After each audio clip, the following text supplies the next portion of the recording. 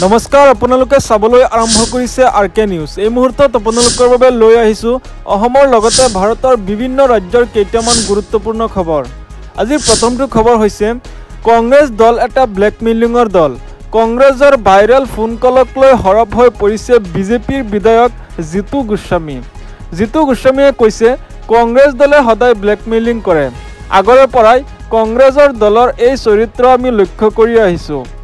কংগ্ৰেছ দলক লৈ এইদৰে প্ৰতিক্ৰিয়া ব্যক্ত কৰিছে বিধায়ক জিতু গোস্বামীয়ে।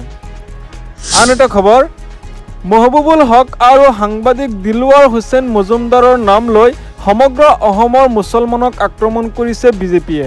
ধুবুৰীত আজমলৰ পৰাজয়ৰ পিছত বিজেপিয়ে ল'ব লগা হৈছে নতুন কৌশল। বিধায়ক অখিল গগৈয়ে এই মন্তব্য কৰিছে বিজেপিৰ বিৰুদ্ধে।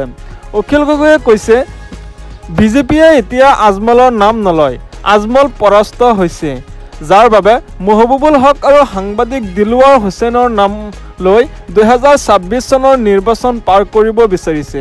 কিন্তু হিমন্ত বিশ্ব শৰ্মাৰ এই নতুন সাম্প্ৰদায়িক ৰাজনীতি অসমৰ জনতাই বুজি পাইছে।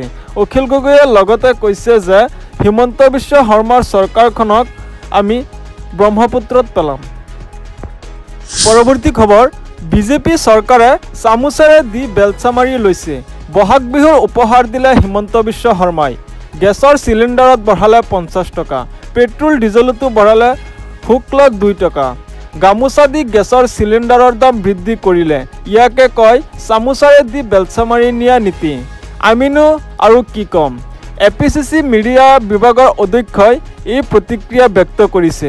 বিজেপি চৰকাৰে চৰকাৰী কৰ্মচাৰীসকলক বিনামূলীয়াকৈ গামোচা দিছে আৰু তাৰ পৰিৱৰ্তে গেছৰ চিলিণ্ডাৰত 50 টকাকৈ বঢ়ালে আৰু পেট্ৰল ডিজেলতো শুক্ল 2 টকাকৈ বৃদ্ধি কৰিলে। আন এটা খবৰ, বিজেপি চৰকাৰে দেশৰ দৰিদ্ৰ জনতাৰ সৈতে অন্যায় কৰিছে।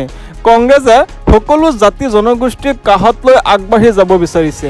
সংবিধান হাতত লৈ কংগ্ৰেছ নেতা ৰাহুল গান্ধীয়ে এই উদাত্ত ভাষণ দিয়া পৰিলক্ষিত হৈছে। দুদিনীয়া ভ্ৰমণসূচীৰে বিহাৰত কংগ্ৰেছ নেতা ৰাহুল গান্ধীয়ে বিজেপি চৰকাৰক সমালোচনা কৰিছে। ৰাহুল গান্ধীয়ে কৈছে বিজেপিৰ উদ্দেশ্য হৈছে সংবিধান সলনি কৰা, বিজেপিৰ উদ্দেশ্য হৈছে সংখ্যালঘুক শেষ কৰা আৰু আমাৰ উদ্দেশ্য হৈছে সকলো জাতি জনগোষ্ঠীক লৈ আগবাঢ়ি যোৱা। এনেধৰণৰ খবৰ নিতৌ পাবলৈ চেনেলটো ছাবস্ক্ৰাইব কৰি ভিডিঅ'টোত এটা লাইক কৰি দিব। ধন্যবাদ।